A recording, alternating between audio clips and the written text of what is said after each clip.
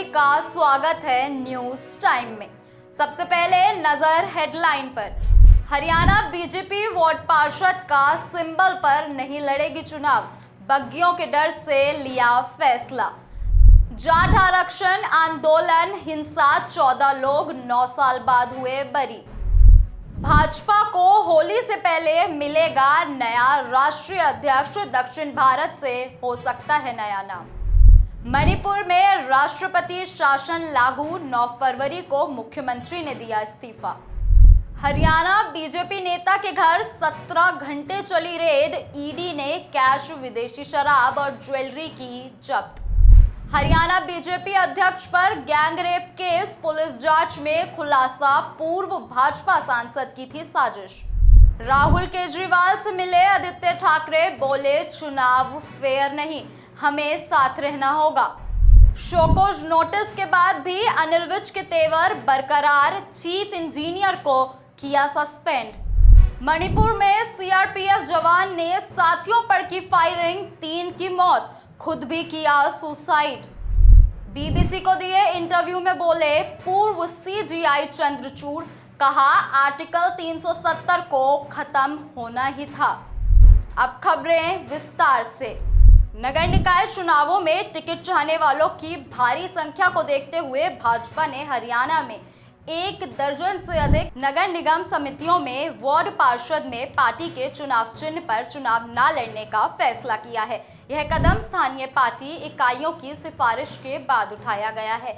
इसका उद्देश्य वोटों के विभाजन, उम्मीदवारों के बीच संभावित नाराजगी और टिकट से वंचित लोगों की बगावत को रोकना है।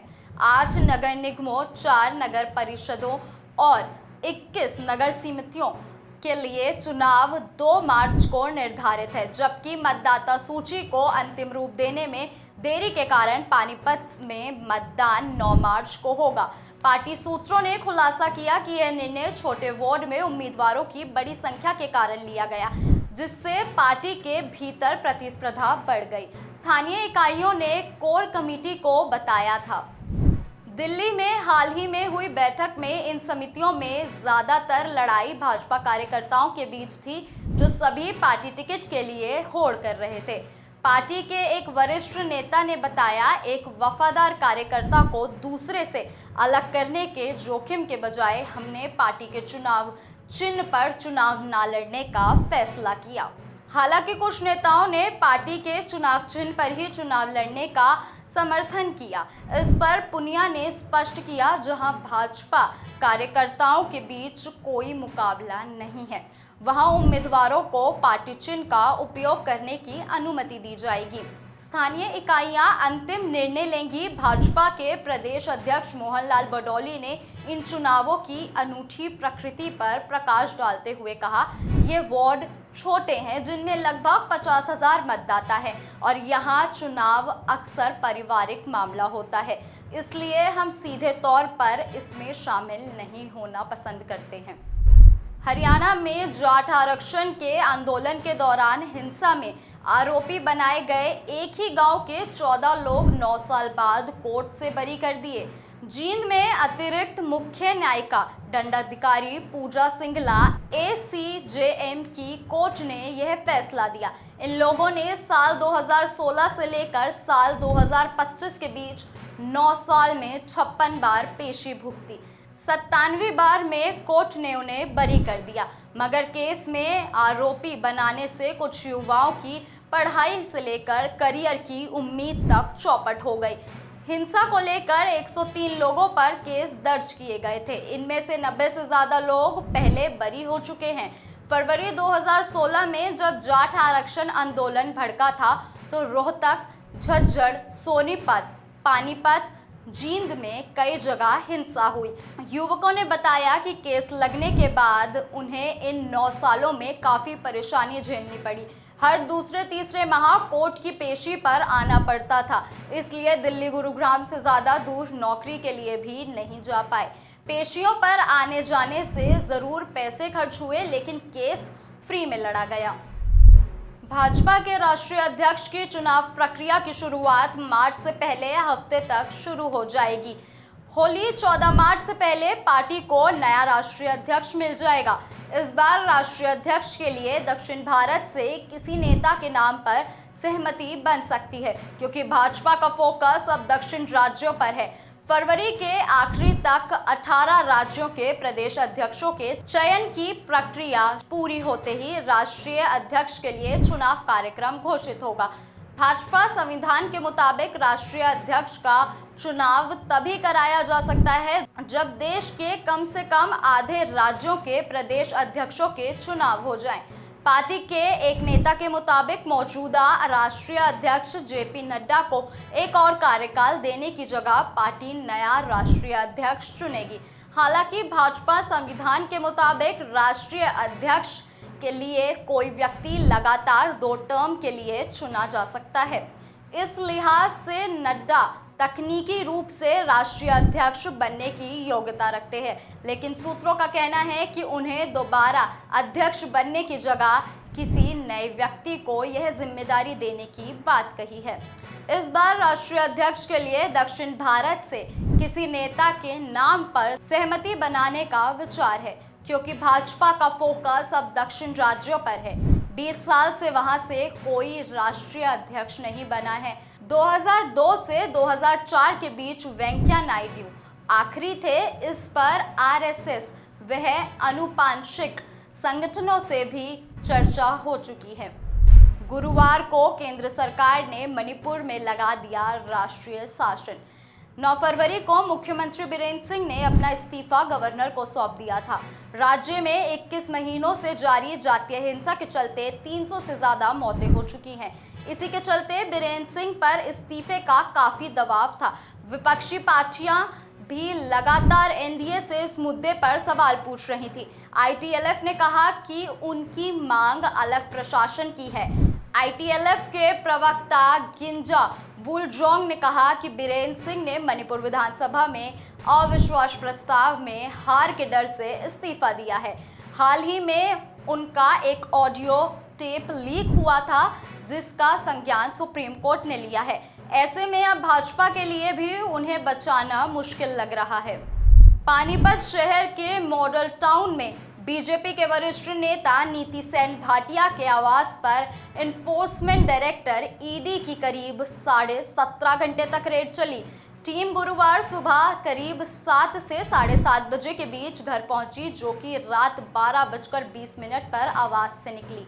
टीम घर से 3 बड़े बॉक्स और एक थैले में कुछ सामान साथ लेकर गई है।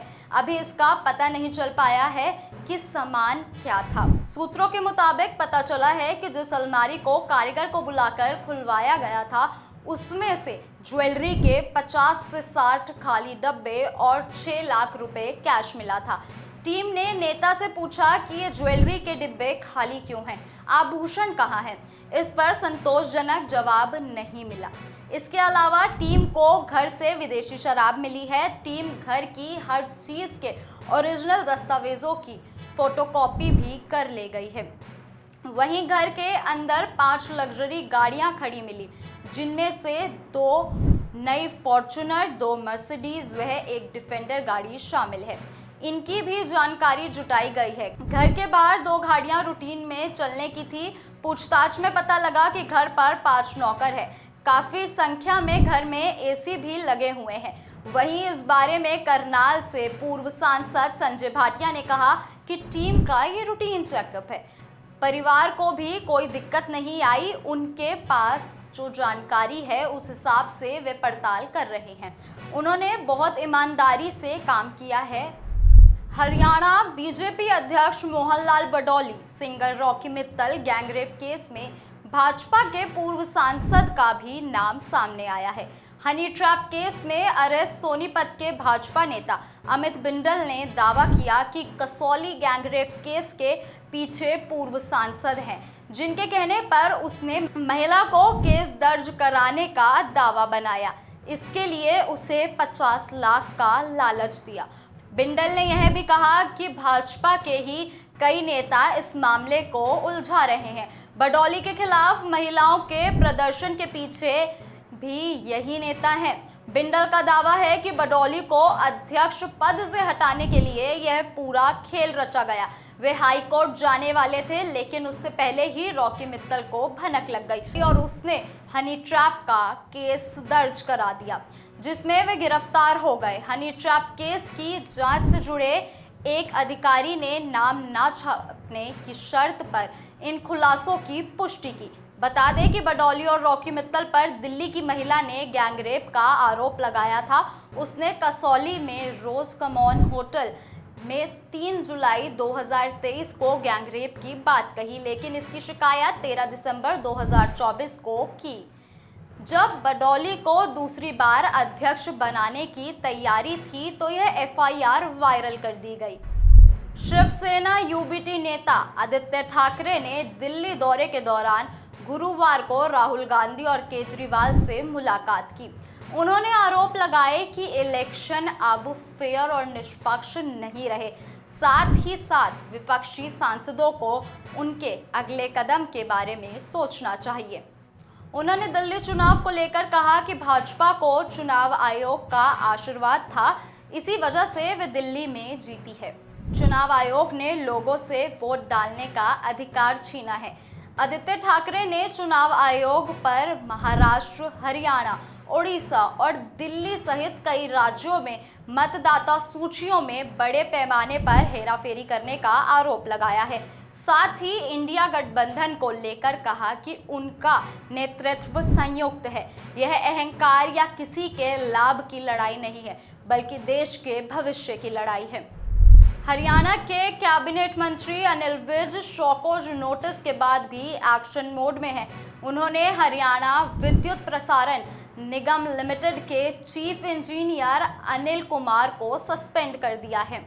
चीफ इंजीनियर को पंचकुला हेडक्वार्टर भेजा गया है। इसकी जानकारी खुद विज ने दी। विज ने बताया कि 9 फरवरी को गुरुग्राम के सेक्टर 107 के 220 केवी सबस्टेशन में आग लगने की घटना की रिपोर्ट मिली थी। इस घटना के कारण गुरुग्राम की लगभग 22 सोसाइटियों व अन्य क्षेत्रों की बिजली आपूर्ति प्रभावित हुई थी। इस घटना की रिपोर्ट अनिल कुमार ने अपने उच्च अधिकारियों को नहीं दी, जिसके कारण उन पर कार्रवाई की गई। इसको लेकर 11 फरवरी को ऑर्डर जारी किया गया था, लेकिन यह सामने गुरुवार को आया। मणिपुर के एक कैंप में गुरुवार को एक सीआरपीएफ जवान ने अपने ही साथियों पर फायरिंग कर दी और फिर खुद को भी गोली मार ली। घटना में 3 जवानों की मौत हो गई और 8 घायल हो गए। सभी को इम्फाल के regional institute of medical sciences RIMS में भर्ती कराया गया है। इम्फाल वेस्ट जिले के लामफेल में स्थित सीआरपीएफ कैंप में गुरुवार रात करीब 8:20 पर यह घटना हुई। रिपोर्ट के मुताबिक आरोपी हवलदार संजय कुमार ने अपनी सर्विस राइफल से गोलीबारी की, जिसमें एक कांस्टेबल और एक सब इंस्पेक्टर की मौके पर ही मौत हो गई। इसके बाद उसने खुद को भी गोली मार ली, जिससे उसकी मौके पर ही मौत हो गई। आरोपी जवान सीआरपीएफ की 120वीं बटालियन का सदस्य था। फिलहाल घटना के कारणों की जांच की जा रही है। सीआरपीएफ की ओर से अभी तक कोई आधिकारिक बयान सामने नहीं आया है। अधिकारियों के मुताबिक इस मामले में क्या वजह थी, यह जांच पूरी होने के बाद ही स्पष्ट होगा। सीआरपीएफ के अधिकारी कैंप में पहुंचकर स्थिति का जायजा ले रहे हैं। जवानों के मानसिक स्वास्थ्य और कार्यक्षेत्र में तनाव को कम करने के उपायों पर भी विचार किया जा सकता है। सुप्रीम कोर्ट के पूर्व CJI DY चंद्रचूड़ ने इस बात से इनकार किया कि अयोध्या में राम मंदिर निर्माण पर फैसले से पहले उन्होंने भगवान को याद कर समाधान के लिए प्रार्थना की थी। जस्टिस चंद्रचूड़ ने BBC को दिए एक इंटरव्यू में इस बात का खुलासा किया कि उनकी बात को गलत तरीके से सोशल मीडिया में पेश किया गया। साथ ही उन्होंने आर्टिकल 370 हटाने के फैसले पर कहा कि अनुच्छेद 370 संविधान बनने के साथ ही शामिल किया गया था और संविधान बना तो यह माना गया कि यह प्रावधान धीरे धीरे खत्म हो जाएंगे। जस्टिस चंद्रचूड़ ने इंटरव्यू में राम मंदिर आर्टिकल 370 हटाने के अलावा राहुल गांधी को मानहानि मामले में जमानत, CAA, न्यायपालिका में जेंडर रेशो और PM मोदी से मुलाकात पर भी अपनी बात रखी। अभी के लिए इतना ही और जानकारी के लिए जुड़े रहिए हमारे साथ।